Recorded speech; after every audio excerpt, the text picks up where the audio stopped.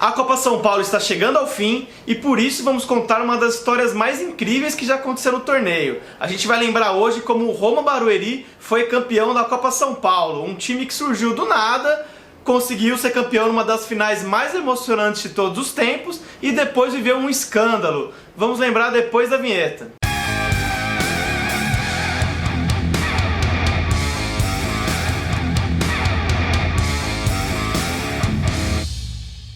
A história do Roma é tão incrível que até daria um filme. And the Golden Globe goes to Roma! Pegaram essa aí, filme.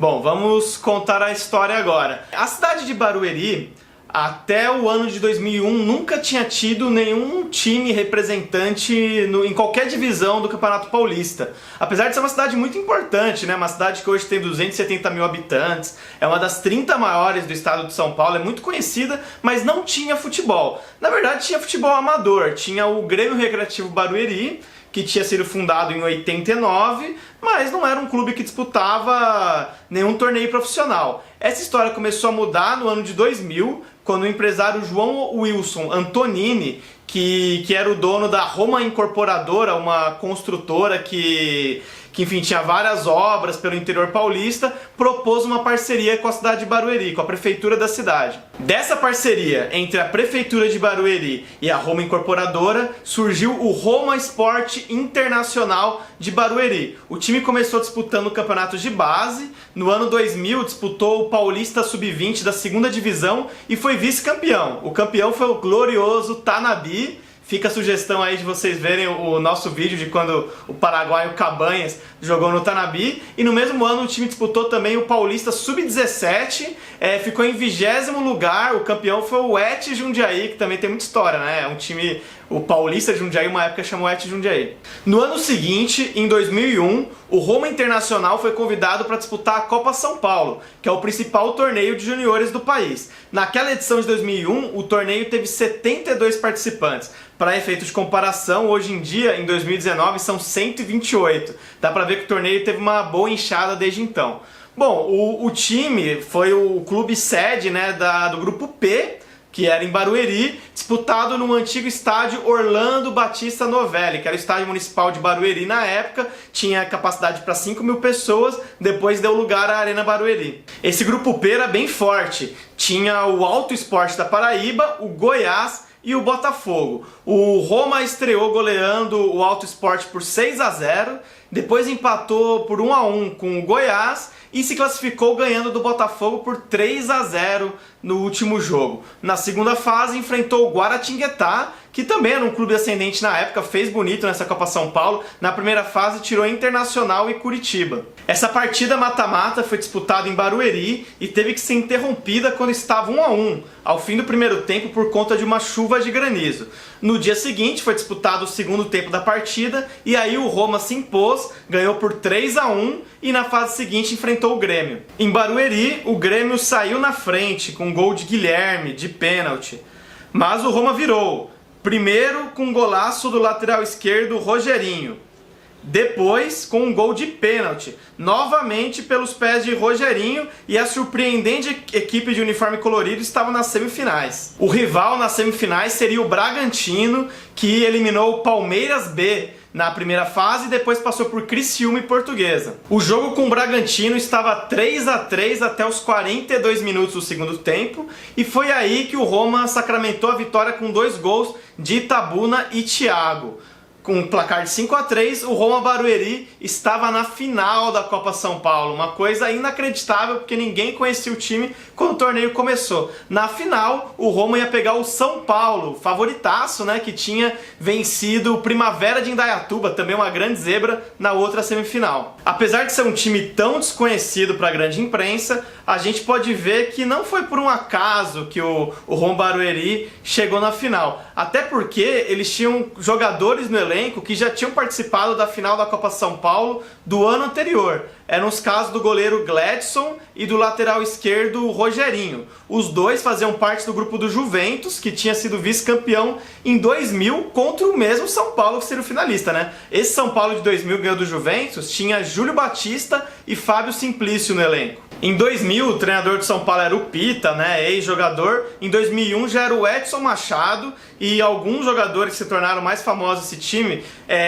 do São Paulo, né, eram, por exemplo, o Júlio Santos, zagueiro que depois atuou também pelo Vasco, chegou a ser campeão gaúcho com o Novo Hamburgo em 2017. O meia Harrison, que ficou muito conhecido porque ele deixou o Kaká na reserva, né? Nessa época de categorias de base, o Kaká era reserva, o Harrison, o Kaká, melhor do mundo, né? Dispensa apresentações. O Harrison, que era titular, depois o Harrison passou por times como Paysandu, Goiás, Guarani, e o atacante Renatinho, que era uma promessa das categorias de base do São Paulo, mas acabou até que teve passagem ali no São Caetano, no Fluminense, mas acabou nos tornando, o futebol dele não correspondeu às expectativas que tinham na época. Já no Roma Barueri, quem se destacava, além do goleiro Gleidson, né, eu falei Gleidson, mas o goleiro Gleidson, o lateral Rogerinho, que eu já comentei, tinha também o zagueiro Itabuna e o atacante Thiago, eram grandes destaques. O treinador era o Marcelo Vilar, que muita gente conhece, né? Ele já tinha até sido campeão cearense em 99, então não era assim um novato. Ele até hoje é muito importante, principalmente no Nordeste, mais especificamente no Ceará. Para ter uma ideia, em 2018 agora ele foi o treinador que comandou o Ferroviário, campeão da Série D. E o Marcelo Vilar também, o torcedor palmeirense deve lembrar, né? Ele foi treinador interino do Palmeiras em 2006. Ele que era o técnico do Roma Barueri em 2001. O São Paulo era amplo favorito na final e parecia que seria campeão fácil. Abriu 2-0 no primeiro tempo, gols de Ricardo, de pênalti, e Hugo, no final do primeiro tempo. Mas logo no início do segundo tempo, o goleiro Abner do São Paulo falhou feio e fez um pênalti, que Rogerinho converteu. Menos de 10 minutos depois, Alex Sorocaba empatou. Depois o São Paulo teve outro pênalti e fez 3-2 com o Ricardo. Mas Thiago empatou novamente após nova falha do goleiro Abner.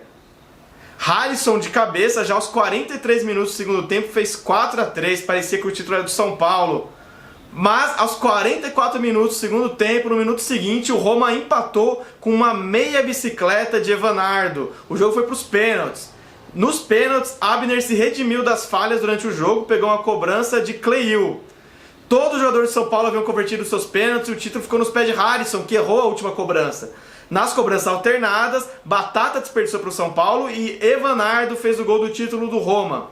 A Folha de São Paulo descreveu assim aquele título: Roma campeão antes do primeiro aniversário. O time virou uma sensação, era considerado um trabalho muito sério e organizado. O Brasil inteiro falava sobre o Roma Barueri. Logo, vários clubes se mobilizaram para pegar os jogadores destaques daquele elenco. O Santos, por exemplo, contratou o Itabuna, o Marcão e o Caldeira. Mas quem deu mais certo desse elenco, que criou uma certa fama depois, foi o André Astorga, que jogou no próprio Santos, né? Depois jogou no Bragantino também, fez muito gol aí, jogou muito bem pelo Bragantino. Mas logo, as manchetes que eram tão positivas mudaram de lado. A imprensa descobriu que o time tinha jogadores com idade adulterada, né? O que era chamado até hoje de gatos. O primeiro caso que surgiu foi do zagueiro Itabuna, que descobriram que ele não tinha 20 anos, ele tinha 22. E depois levantaram que pelo menos 3 jogadores do elenco teriam idade adulterada. E tinha inclusive uma ligação desses jogadores com a famosa fábrica de gatos na época aí, que tinha outros casos, como o jogador Sandro Hiroshi, né, do São Paulo, o Anailson, que também jogou pelo São Caetano, esses jogadores. Quando se tornou público esse escândalo de adulteração de idades, o São Paulo solicitou que fosse disputada uma nova final. A Federação Paulista não aceitou. O que teve de punição desse caso foi para o zagueiro Itabuna, né, que ele pegou 6 meses de suspensão. Depois o caso até foi parar na CPI do futebol, que teve na época na Câmara dos Deputados, mas não deu em nada, não foi muito além disso. Já o time do Roma, em Barueri, durou pouco tempo, porque logo em seguida desse título, os empresários da Roma Incorporadora brigaram com a prefeitura de Barueri. Com isso, o time deixou a cidade e foi para o Paraná. Foi para a cidade de Apucarana, foi criado o Roma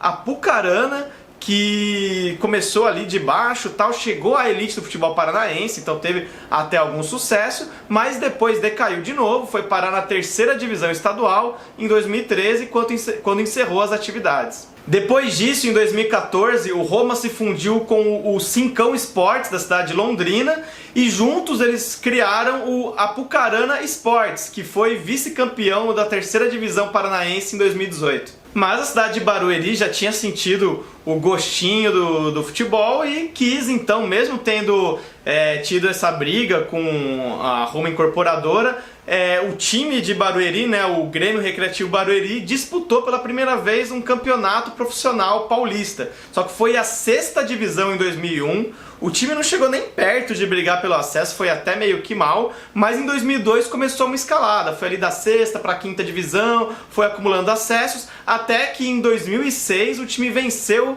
a Série A2 e chegou à elite do futebol paulista. O time que tinha a abelha como mascote, foi mudando de símbolo no decorrer da história, era o abelhão. O sucesso não foi só estadual, também foi nacional. Nacionalmente, o time conseguiu acesso na Série C de 2006, depois na Série B de 2008 e disputou a Série A do futebol brasileiro como Grêmio Barueri. O time foi 11º colocado em 2009 na primeira campanha na Elite. Tinha como destaque jogadores como Val Baiano, Fernandinho, né, que depois jogou no São Paulo, no Grêmio, e o Pedrão, que é um cara que passou aí por boa parte dessa trajetória, é o maior ídolo da história do futebol de Barueri. O Pedrão chegou a disputar um pedacinho dessa campanha da Série A, depois se transferiu para o exterior. Em meio a esses momentos de glória do futebol de Barueri, a prefeitura da cidade também resolveu reformar, né, demolir aquele antigo estádio para 5.000 espectadores e em 2007 fundou a moderna Arena Barueri, que tinha capacidade para 30.000 pessoas. A Arena Barueri que não recebeu só jogos dos times de Barueri, por uma época também quando os times da capital não podiam jogar em outros lugares, acabou virando a casa dos times grandes, né? Por exemplo, alguns exemplos de momentos históricos da Arena Barueri. Sediou o jogo de ida da final da Copa do Brasil de 2012, que o Palmeiras venceu. Foi o palco do 100º gol do Rogério Ceni no São Paulo e Corinthians. Enfim, se tornou um estádio muito importante ali por um período.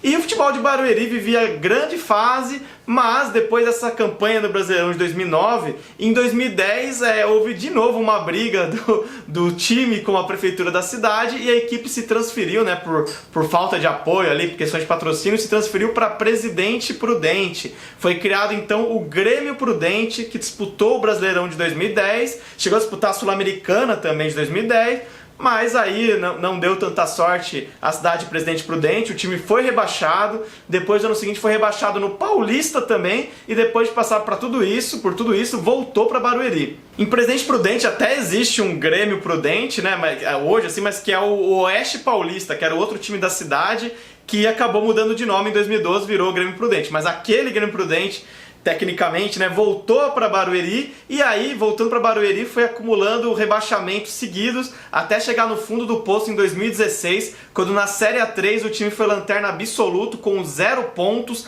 saldo de gols de menos 79. Um momento marcante da campanha foi uma derrota por 10-0 para o Nacional da Barra Funda. Depois dessa campanha desastrosa na Série A3, o Grêmio Barueri não disputou a 4ª divisão do ano seguinte, se licenciou. A cidade de Barueri ainda teve um outro time, o Esporte Clube Barueri, nesse período, que chegou até a disputar a 3ª divisão do Paulista em 2011, mas depois também abandonou as atividades. E desde 2017 o Oeste, que é um time de Itápolis, se transferiu primeiro para Osasco e depois para Barueri. Então desde 2017 o Oeste manda jogos em Barueri, tanto na Série B do Brasileiro, quanto agora na Série A1 do Paulista, né? O time subiu.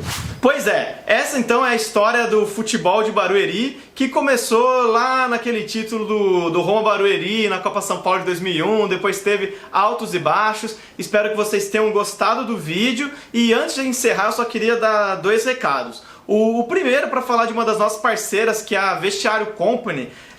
Aqui é um exemplo de camisa deles. Você entra lá em vestiariofc.com.br, pode encontrar várias camisas bacanas como essa, com a temática futebol, usando o cupom Última Divisão, né? Última Divisão, tudo junto, você consegue alguns descontos. E um outro recado também é sobre uma forma de financiamento que a gente tem aqui no Última Divisão, que é o Padrim. Você entra em www.padrim.com.br/Última Divisão e lá tem várias faixas de valores que você pode ajudar a gente, né? Ajudar o nosso projeto doando a partir de R$2. Depois de uma certa faixa você também concorre a prêmios, consegue participar dos nossos vídeos. É bem bacana. E é isso, gente. Além disso, também fica aquele recado de sempre para vocês seguirem a gente nas redes sociais aqui, quem ainda não segue o canal também, curtir a gente, falar, interagir nos comentários, falar o que vocês acham.